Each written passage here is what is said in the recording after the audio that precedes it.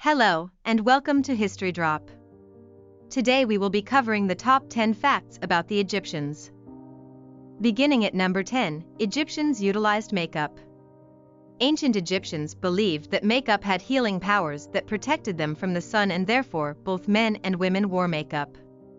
The black eye paint that we've come to know so well from ancient Egyptian depictions was made from carbon, ground charcoal, mixed with water and sometimes burnt animal bones, and they also wore green makeup that was made from copper.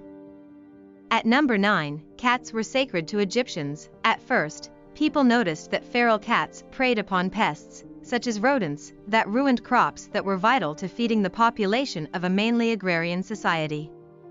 However, as the relationship with cats grew, they were not worshipped as gods by the Egyptians per se, but as vessels for them.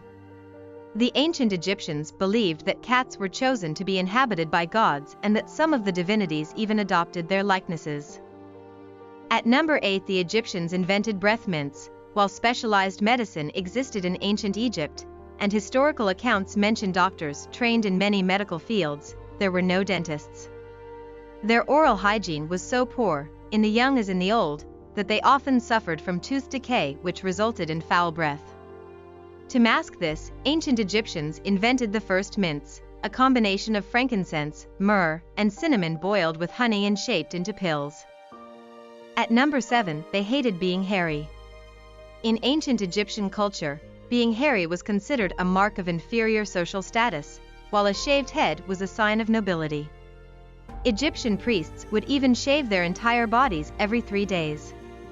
The civilization is credited with many cosmetic experiments, such as wigs and makeup, as well as a primitive tool used for shaving and the very first waxing paste, a mixture of sugar and beeswax that is still used to this day. At number 6, slaves did not build the pyramids. Anyone familiar with the biblical story of Exodus, which recounts the Israelites' deliverance from slavery, may think that slaves built the pyramids. However, recent discoveries suggest that notion was false. Egyptologists believe that paid laborers, issued from poor families, were the ones responsible for such treasures as the Sphinx and the Great Pyramid of Giza. The builders were greatly respected, and upon their deaths, many were accorded the privilege of being buried in the tombs near the sacred pyramids of their pharaohs. At number 5, Egyptians used their army for defense only.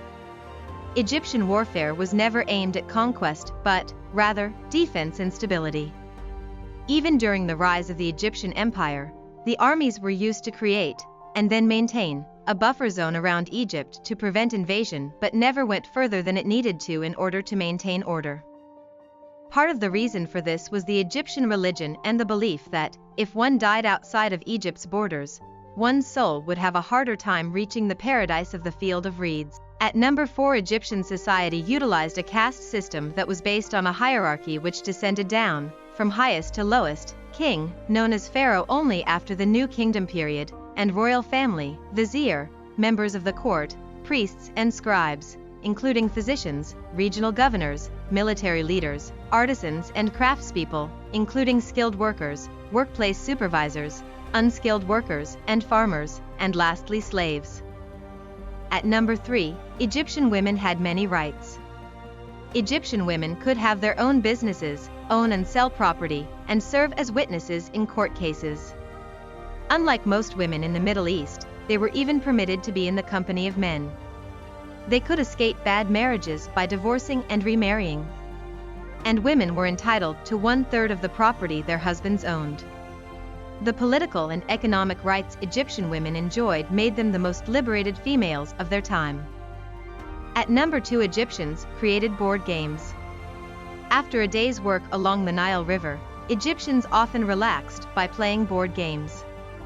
Several different games were played, including Mayhen and Dogs and Jackals, but perhaps the most popular was a game of chance known as Fascinate. This pastime dates back as far as 3500 BC and was played on a long board painted with 30 squares. Each player had a set of pieces that were moved along the board according to rolls of dice or the throwing sticks. Historians still debate Fascinate's exact rules, but there is little doubt of the game's popularity. Paintings depict Queen Nefertari playing Fascinate, and pharaohs like Tutankhamun even had game boards buried with them in their tombs. Finally, at number 1, Egyptians created their own written language called hieroglyphics. Hiero means holy and glyphics means marks or writings, so the word means holy writings. The Egyptians believed there was great power in a name. If someone's name was remembered, then he or she would survive in the afterlife. That's why pharaohs' names were written in hieroglyphics in their tombs. Because the symbols used in hieroglyphic writing look like little pictures of people, animals, and objects, it's easy to assume that the hieroglyphs represent those things. Instead, some hieroglyphs signify sounds in the ancient Egyptian language, just as the characters in the Roman alphabet do. Others are ideographic signs, which represent concepts but don't have a sound attached. Thanks for watching History Drop. Please like, comment, and subscribe.